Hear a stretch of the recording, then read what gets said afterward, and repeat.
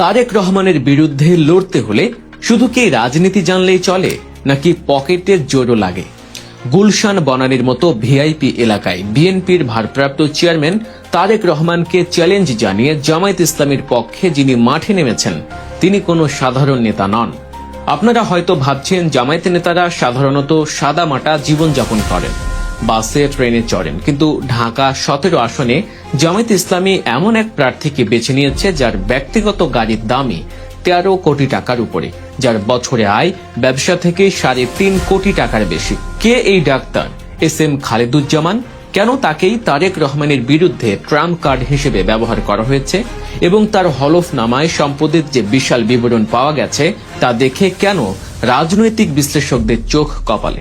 আজকের এই ভিডিওতে আমরা ব্যবচ্ছেদ করব এই জামায়াত প্রার্থীর আমলনামা, দেখার চেষ্টা করব টাকার অঙ্কে তিনি কতটা শক্তিশালী এবং তারেক রহমানের জন্য তিনি আসলেই কতটা বড় হুমকি। রাজনীতিতে একটা কথা আছে, ঘোড়া দেখে খুঁটি গাঁটতে হয়। জামায়াত কি তবে সেটাই করলো? জানতে হলে ভিডিওটি শেষ পর্যন্ত দেখতে হবে। ঢাকা 17 আসন বাংলাদেশের রাজনীতির অন্যতম একটা হটস্পট। এই আসনটি গঠিত হয়েছে গুলশান, বনানী, বারিধারা এবং ক্যান্টনমেন্ট এলাকা নিয়ে, অর্থাৎ এটি দেশের সবচেয়ে ধনী এবং এলিট শ্রেণীর মানুষদের এলাকা। এখানে বস্তির রাজনীতি চলে না, এখানে চলে ব্লেজার শুটের রাজনীতি। এখানে যারা ভোটার তারা দেশের নীতি নির্ধারক, শীর্ষ ব্যবসায়ী কিংবা উচ্চপদস্থ আমলা। বিএনপি যখন এই আসনে তাদের সর্বোচ্চ নেতা তারেক রহমানকে প্রার্থী করেছে তখন সবাই ভেবেছিল জামায়াত হয়তো এখানে ছাড় দেবে কিংবা নামকা অস্তে কোনো প্রার্থী দেবে, কিন্তু না, জামায়াত এখানে তাদের তুরুপে তাস খেলেছে। তারা মনোনয়ন দিয়েছে ডাক্তার এস এম খালেদুজ্জামানকে। নির্বাচন কমিশনের ওয়েবসাইটে তার জমা দেয়া হলফনামা আমরা তন্ন তন্ন করে বিশ্লেষণ করেছি এবং সত্যি বলতে তথ্যগুলো চমকে দেওয়ার মতো। ডক্টর খালেদুজ্জামান পেশায় একজন চিকিৎসক হলেও তার মূল পরিচয় তিনি একজন সফল ব্যবসায়ী। হলফনামা বলছে ব্যবসা থেকেই তার বাৎসরিক আয় 3,52,00,000 টাকা। একটু ঠান্ডা মাথায় ভাবুন, একজন রাজনীতিবিদের বছরে 3.5 কোটি টাকা আয়, তাও আবার সাদা টাকায়। এটা কিন্তু চারটিখানি কথা নয়। এর বাইরে শেয়ার বাজার, সঞ্চয়পত্র এবং ব্যাংক আমানত থেকে তিনি বছরে প্রায় 12 লাখ টাকা আয় করে থাকেন। অর্থাৎ সব মিলিয়ে মাসে তার আয় 30 থেকে 35 লাখ টাকার ঘরে। কিন্তু দর্শক, আয়ের চেয়েও বড় চমকটি লুকিয়ে আছে তার সম্পদের বিবরণে। হলফনামার একটি তথ্য রীতিমতো সোশ্যাল মিডিয়ায় ভাইরাল হয়ে গেছে। ডক্টর খালেদুজ্জামান উল্লেখ করেছেন তার নিজের নামে গাড়ির মূল্য 13 কোটি 70 লাখ টাকা।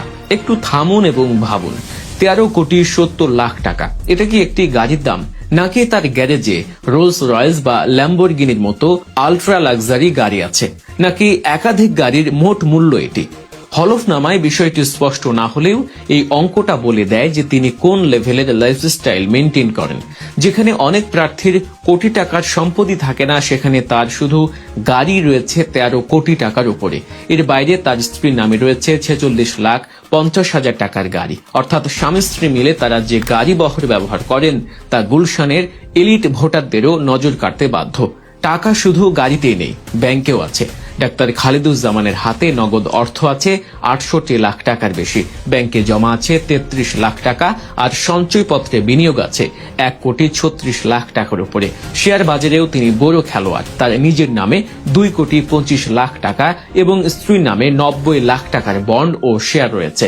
আর সোনা, সেটাও কিন্তু কম নয়। নিজের 20 ভরি এবং স্ত্রীর 40 ভরি সোনা, মোট 60 ভরি স্বর্ণালঙ্কার রয়েছে তার। সম্পত্তির হিসেবেও তিনি পিছিয়ে নেই। খুলনার পাইকগাছায় তার নামে আছে প্রায় 129% কৃষি জমি, তবে আসল সম্পদ তার ঢাকায়।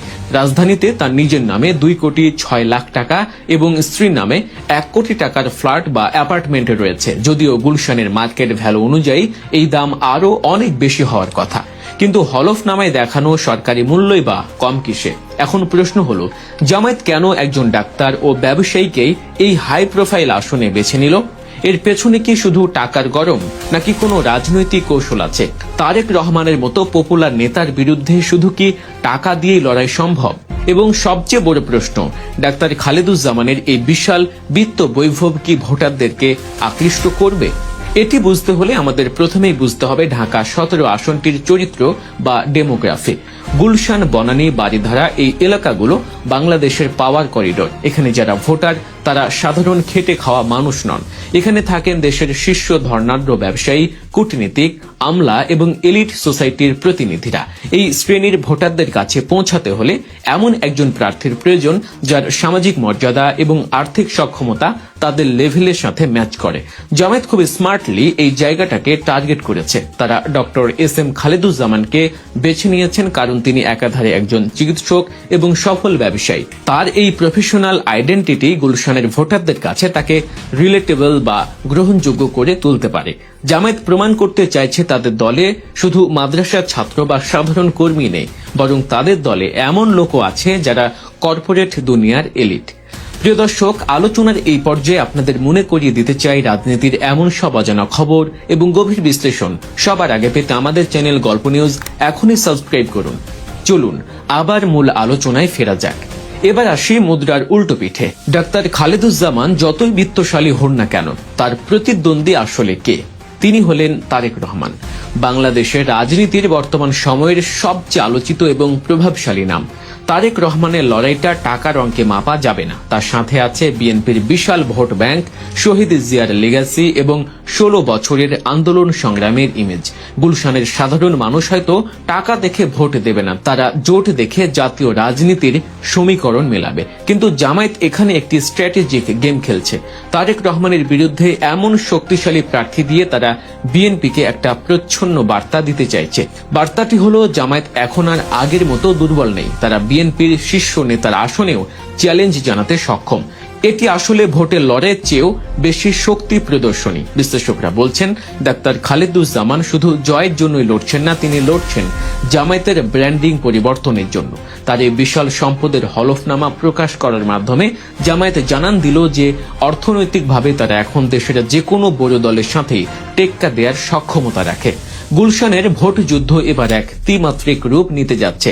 একদিকে তারেক রহমানের আবেগ এবং ঐতিহ্য, অন্যদিকে ডাক্তার খালেদুজ্জামানের বিত্ত এবং পেশাদারি ইমেজ, আর এর মাঝখানে ভোটাররা যারা এবার হয়তো প্রার্থীর যোগ্যতা এবং সক্ষমতা দুটোই মেপে দেখবেন। তবে একটা বিষয় খেয়াল করার মতো, খালেদুজ্জামান তার নির্বাচনী প্রচারণায় যেভাবে মানুষের সাথে মিশছেন, বাচ্চাদের কোলে নিচ্ছেন, সাধারণ মানুষের সাথে কথা বলছেন, তাতে বোঝা যায় তিনি শুধু ড্রয়িং রুমের নেতা নন। তার টাকার জোর যেমন আছে, তেমনি জনসংযোগের চেষ্টাও আছে।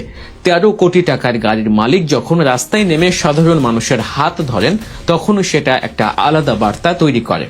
সবশেষে ঢাকা 17 আসনের এই লড়াই 2026 সালের নির্বাচনের সবচেয়ে ইন্টারেস্টিং চ্যাপ্টার হতে যাচ্ছে। এখন দেখার বিষয় জামায়াতের জনপ্রিয় এই নেতা তারেক রহমানের জনপ্রিয়তার স্রোতে কতটা টিকতে পারেন। তবে একটা বিষয় নিশ্চিত, জামায়াত তাদের প্রার্থী সিলেকশন যে চমক দেখিয়েছে তা রাজনীতিতে নতুন মেরুকরণের ইঙ্গিত দিচ্ছে। তারা বুঝিয়ে দিল মাঠে রাজনীতি এবং ড্রয়িং রুমের রাজনীতি উভয় জগতেই তারা প্রস্তুত।